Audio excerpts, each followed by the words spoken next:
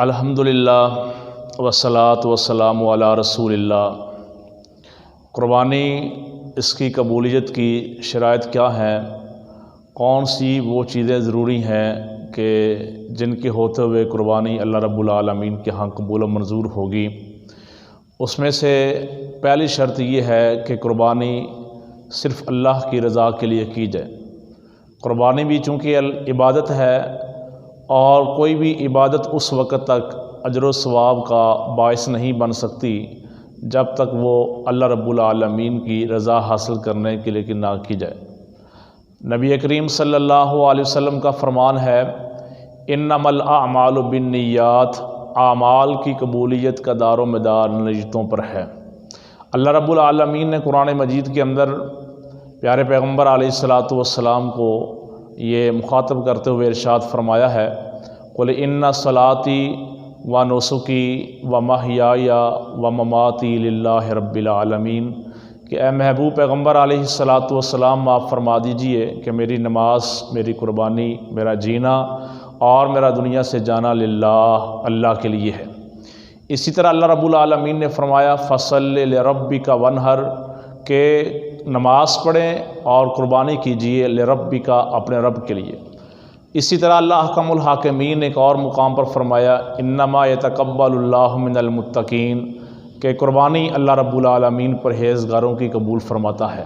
تو یہ قربانی کی قبولیت کی پہلی شرط ہے کہ اللہ رب العالمین کی رضا کے لیے خلوص نیت کے ساتھ، خلوص دل کے ساتھ قربانی کی جائے۔ قربانی کی قبول یہ ہے کہ قربانی پاکیزہ مال سے کی جائے، حرام کی کمال سے نہ ہو۔ سیدنا ابو ہریرہ رضی اللہ تعالیٰ عنہ فرماتے ہیں کہ رسول اللہ صلی اللہ علیہ وسلم نے فرمایا، اے لوگو، اللہ رب العالمین پاکیزہ ہے، پاک ہے، اور پاک مال کو، پاک چیز کو ہی اللہ رب العالمین قبول فرماتے ہیں۔ قربانی کی قبولیت کی تیسری شرط یہ ہے کہ قربانی کا جانور وہ پیارے نبی علیہ الصلاۃ والسلام کی سنت کے مطابق ہو۔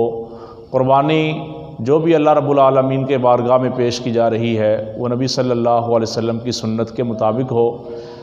عید سے پہلے اگر کوئی بندہ قربانی کر لیتا ہے عید کی نماز سے پہلے، تو یہ سنت کے خلاف ہے، اس لیے اس کو قربانی کا ثواب نہیں ملے گا۔ صحابی فرماتے ہیں کہ پیارے پیغمبر علیہ الصلاۃ والسلام نے عید کی نماز پڑھائی، ایک صحابی نے آگے بڑھ کے کہا کہ محبوب جی، میں نے قربانی کا جانور ذبح کر دیا ہے۔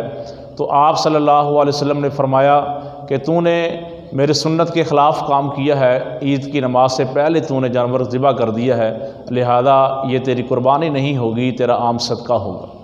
تو قربانی کی قبولیت کی تیسری شرط یہ ہے کہ وہ پیارے نبی علیہ الصلاۃ والسلام کی سنت کے مطابق ہو۔ قبول ہونے کے لیے چوتھی شرط یہ ہے کہ ان جانوروں کی قربانی کی جائے جو پیارے پیغمبر علیہ الصلاۃ والسلام کی سنت سے ثابت ہیں، انہی جانوروں کی قربانی قبول ہوگی، اور ان کے علاوہ کیے گئے جانور اللہ رب العالمین کے ہاں وہ قبولیت کا درجہ نہیں رکھتے۔